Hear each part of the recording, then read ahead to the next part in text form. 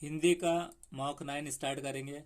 First question यहाँ पर ये पैराग्राफ है, गद्यांश दिया हुआ है, इसमें से उचित विकल्प का चयन करना है। तो कैसी परिवर्तिया नकारात्मक है, तो यहाँ पर नकारात्मक परिवर्तिया अंतप्रेही लिखा हुआ है यहाँ पर। और सुमी स्वार्थी, तो समय का हित देखती है जो अह से ग्रस्त होती है, जिनमें अर्थ का भाव हो, या फिर जिनमें अह और स्वत हित का भाव हो। तो संग्रह नहीं होता, आदर्श होता है। तो यहाँ पर अभी हम इसमें पैराग्राफ की फर्स्ट लाइन में यहाँ पर अन्न प्रेरित है, तो इस वजह से लास्ट में भी आ रहा है जिनमें अन्न और स्वहित। तो लेकिन यहाँ पर प्रेरित है तो स्वहित, फिलहाल इसे फोर्स कर देंगे। नेक्स्ट है कि कौन से कार्य हानि की ओर ले जाता है, कि जो मन के अनुसार और हित साधते हैं, जो अपनी पसंद नापसंद के आधार पर किए जाते हैं, जिनमें संग्रह अनुपस्थिति होती है, या फिर जिनमें संग्रह कूट कूट कर भरा होता है। तो इसमें यहाँ पर ये लाइन में है कि आपके कर्म यदि आपके मन के चाहे अनचाहे में प्रेरित है तो समान नहीं होंगे, क्योंकि पसंद नापसंद किए गए कार्य वासनाओं को बढ़ाए बिना नहीं रहते। तो इस वजह से हम यहाँ पर, और यहाँ पर जो लिखा हुआ है कि उनमें लोक संग्रह नहीं होता, तो यहाँ पर लिखा है कि इसमें संग्रह कूट कूट कर भरा होता है, जिनमें संग्रह अनुपस्थित होता है। तो नकारात्मक वालों का लिखा हुआ है कि नहीं होता, और भव्य आदर्श नहीं होता। तो उनका बोलना यही है कि आदर्श रखते हैं, लेकिन कर्म पसंद नापसंद के हिसाब से, तो जो अपनी पसंद नापसंद के आधार पे किए जाते हैं ये कर देंगे। नेक्स्ट है, इस गद्यांश में किस प्रकार के कार्यों का समर्थन किया गया है, जो मन चाहे होते हैं, मन चाहे नहीं होते, जो बुद्धि और विवेक शक्ति के आधार पर किए जाते हैं, जो मन चली भावनाओं और बुद्धि से परे होते हैं, दूर होते हैं। तो मन चाहे होते हैं ये कर देंगे अभी फिलहाल फर्स्ट। नेक्स्ट है, इस गद्यांश में किन है, ये भी। और यहाँ पर नीचे एक और है कि कार्य का निर्णय बुद्धि विवेक के आधार पर, उसका निर्णय बुद्धि आधार पर। तो समर्थन के हिसाब से फिर मन चाहे के अलावा बुद्धि और विवेक शक्ति से आधार पर किए जाते, ये कर देंगे। नेक्स्ट है, इस गद्यांश में किन्हें शत्रु कहा गया है, शत्रु कौन है, दुश्मन। मनचली भावना है कि तुमको मिजाजी है कि अह और स्वार्थ, या फिर रुचि अरुचि। तो इसमें यहाँ पर लिखा हुआ है कि पसंद नापसंद, आपके मन चाहे शत्रु है, सबसे बड़े शत्रु पसंद नापसंद। तो मन चली भावना इसे कर देंगे हम। तो फर्स्ट कर देंगे मन चली भावनाएं, कार्य हानि, मन पसंद के आधार पर कार्य हानि वाले तो नुकसान। और लेखक के इन शत्रुओं से निमटने का कौन सा मार्ग सुझाया, इन शत्रुओं से मतलब कैसे हम निकलेंगे। तो निपटने का व्यवहारिक मार्ग यह है कि अपनी रुचि और अरुचि का विश्लेषण करें। तो विश्लेषण करना रुचि और रुचि का और अरुचि का विश्लेषण। तो ये विश्लेषण करेंगे। नकारात्मक का विलोम शब्द क्या है, अनकारात्मक, सकारात्मक, नकारात्मक, असकारात्मक। तो हम सकारात्मक करेंगे, तो इसका सकारात्मक करेंगे हम। नेक्स्ट है, वे तो हर्षण आपकी हानि वो ह्रास करने पर ही तुले है, मतलब आपको नुकसान पहुंचाने और आपको परेशान करने। इस वाक्य में सर्वनाम किसके लिए आता है, मनचली भावना के लिए कि प्रेरित प्रवृत्तियों के लिए, स्वार्थ प्रेरित प्रवृत्तियों के लिए, पसंद नापसंद के लिए। तो इसे भी हम मनचली भावनाएं, तो हम इसे फिलहाल यहाँ पर जैसे पसंद नापसंद आ रहा है तो इसे पसंद नापसंद कर देंगे। नेक्स्ट है, किस शब्द में ना उपसर्ग का प्रयोग नहीं किया जा सकता, कबिल हाजिर पसंद वाकिफ। तो इसमें अगर हम ना लगाए तो ना काबिल होगा, गैर हाजिर होता है, ना पसंद ना वाकिफ। तो गैर हाजिर प्रयोग किया जा सकता नहीं है, तो हाजिर में ना हाजिर नहीं होता, गैर हाजिर होता है। नेक्स्ट है, विश्लेषण का विलोम क्या है, विश्लेषण का विलोम। तो यहाँ पर विश्लेषण का विलोम संश्लेषण या फिर अविश्लेषण, संश्लिष्टन या फिर संक्षेपण। तो अभी फिलहाल हम इसे विश्लेषण का विलोम अविश्लेषण, तो इसे अविश्लेषण करके अभी फिलहाल में सेव कर देंगे। नेक्स्ट करेंगे, एक शब्द का शाब्दिक अर्थ क्या है? शाब्दिक अर्थ शब्द का, एक रूप में काकू द्वारा शासित रूप में, मतलब रूप में काकू द्वारा शासित रूप में संस्कृत में संचालित शब्दकोश में से दी गई रूप में संदर्भ से बाहर कर दिया। इसे फिलहाल हम थर्ड करेंगे, शब्दकोश में दी गई। नेक्स्ट है, भाषा शिक्षण में पाठ्य सामग्री और उसके शैक्षिक सिद्धांतों का चुनाव निम्न में से किस आधार पर किया जाना चाहिए? समाज की ज़रूरतों के आधार पर, शिक्षक की ज़रूरतों के आधार पर, छात्र की ज़रूरतों के आधार पर, अभिभावकों की ज़रूरतों के आधार पर। तो इसे हम थर्ड कर देंगे, छात्र की ज़रूरतों के आधार पर। नेक्स्ट है, निम्न में से कौन सा भाषा में शब्द का एक प्रकार है? कार्यात्मक शब्द, सामग्री शब्द, स्थानापन्न शब्द, इनमें से सभी। तो हम सब कर देंगे सारे। नेक्स्ट है, भाषा अर्जन में बच्चे भाषा को सहज और स्वाभाविक रूप से सीखते हैं या फिर स्वाभाविक और प्रयासपूर्ण तरीके से सीखते हैं, सहजता और अभ्यास से सीखते हैं, अभ्यास और यांत्रिकता से सीखते हैं। तो इसे हम फर्स्ट कर देते हैं, सहज और स्वाभाविक रूप से सीखते हैं। नेक्स्ट है, भाषा हमारे या हमारी व्याकरण, चेतना, विचार प्रक्रिया, सामाजिक व्यवहार, खेल क्रिया से व्यवस्थित करती है। तो भाषा विचार प्रक्रिया कर देंगे हम, विचार प्रक्रिया को। इसे विचार करके हम नेक्स्ट करेंगे, हिंदी भाषा की बारीकी को सही रूप से समझने की क्षमता का विकास करने के लिए आप क्या करेंगे?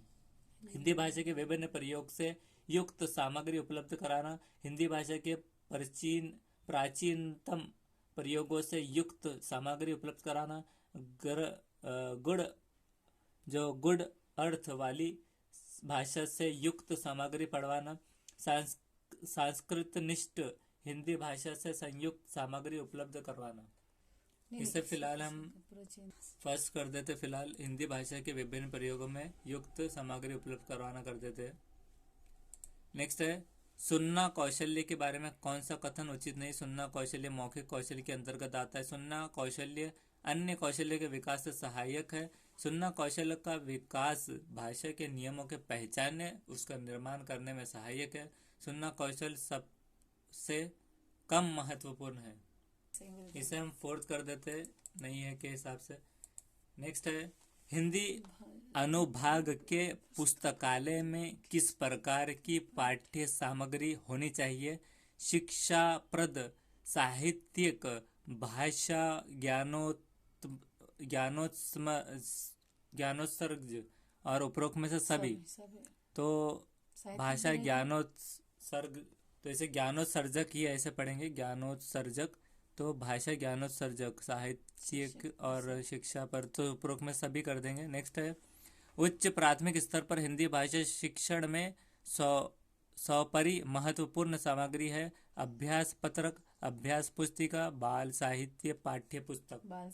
तो थर्ड बाल साहित्य हम कर देते हैं। नेक्स्ट है, निबंध रचना में इसके दो गुणों कला पक्ष एवं भाव पक्ष का ध्यान रखा जाता है। निम्नलिखित में से किस गुण का संबंध कला पक्ष से नहीं है? विषय अनुसार शब्दावली का प्रयोग, विचारों की नूतनता या फिर भावनानुकूल भाषा, सरल वाक्य रचना। इसे फिलहाल थर्ड भावनाकुल भाषा कर देते हैं। नेक्स्ट है, सुनी पढ़ी और समझी हुई भाषा के सहज और स्वाभाविक लेखन द्वारा अभिव्यक्ति करने की क्षमता का विकास करने में निम्नलिखित में से कौन सा सहायक है? औपचारिक पत्र लेखन, किसी पढ़ी हुई कहानी के समकक्ष में लिखना, सुनी देखी पढ़ी घटना को अपने शब्दों में लिखित रूप से अभिव्यक्त करना, मेरा प्रिय विद्यालय विषय पर निबंध लिखना। तो जैसे सवाल में है सुनी पढ़ी और समझी हुई भाषा को सहज और स्वाभाविक लेखन द्वारा तो सुनी देखी पढ़ी घटनाओं को अपने शब्दों में लिखित द्वारा अभिव्यक्त करना, ये हम करेंगे।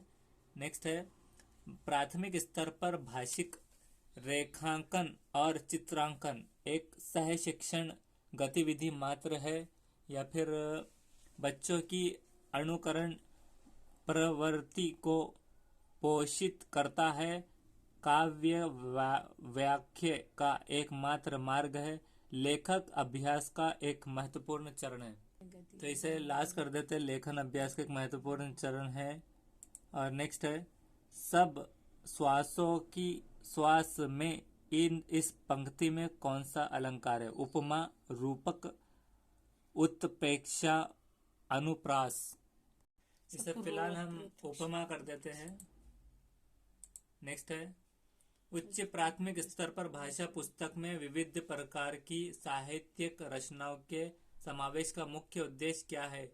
कि बच्चे के सभी प्रकार की साहित्य विधाओं में पारंगत करना, भिन्न प्रकार की साहित्यिक विधाओं की भाषाई संरचनाओं में परिचित होने का अवसर देना, विभिन्न साहित्यिक विधाओं के प्रसिद्ध रचनाकारों में परिचित कराना, पाठ्य पुस्तक निर्माण की परंपरा का निर्वाह करना।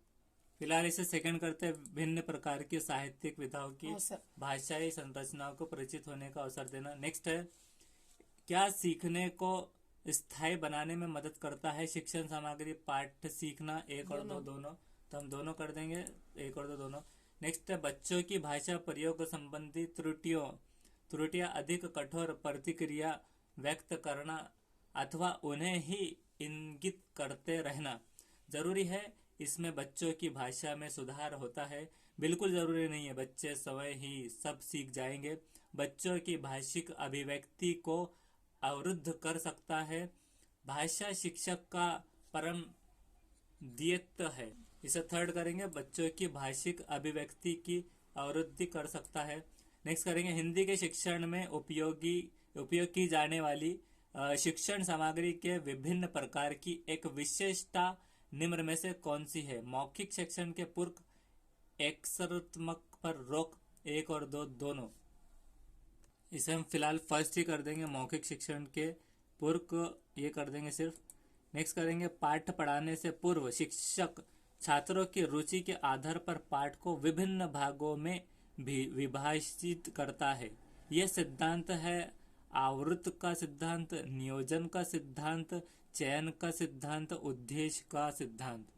इसे फिलहाल उद्देश्य कर देंगे। उद्देश्य यानी एम, टारगेट। अवरुद्ध भी हो सकता है, आवृत्ति।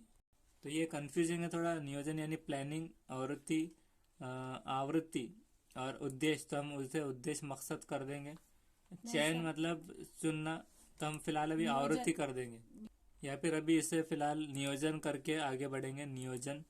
नेक्स्ट है भाषा का प्राथमिक रूप क्या है?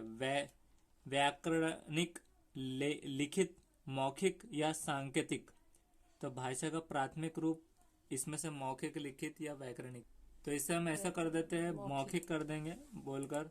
नेक्स्ट है वाइगोत्स्की के अनुसार भाषा सीखने, शब्दों का अर्थ देने में डैश की भूमिका को नकारा नहीं जा सकता। भाषा प्रयोगशाला, सामाजिक अंतक्रिया, विद्यालय समय, पाठ्य पुस्तकें। तो हम सेकंड कर देते हैं, सामाजिक अंतक्रिया। नेक्स्ट है हिंदी शिक्षण की दृष्टि से निम्न में से कौन सी पद्धति छोटी कक्षाओं की अपेक्षा बड़ी कक्षाओं के लिए अधिक उपयोगी है? किंडरगार्टन पद्धति, मॉन्टेसरी पद्धति, प्रोजेक्ट। तो कौन सी पद्धति छोटी के अलावा बड़ी में बहुत ज़्यादा उपयोगी? तो बड़ों में प्रोजेक्ट की ये कर देंगे। ये हमारा पहले ही टाइम से पहले हो गया ख़त्म, इसे एंड करेंगे। अब 22 यहाँ पर आए हैं, टोटल 22 राइट है और 8 इनकरेक्ट है। अब इसे हम एनालिसिस में देखेंगे कौन सा गलत है।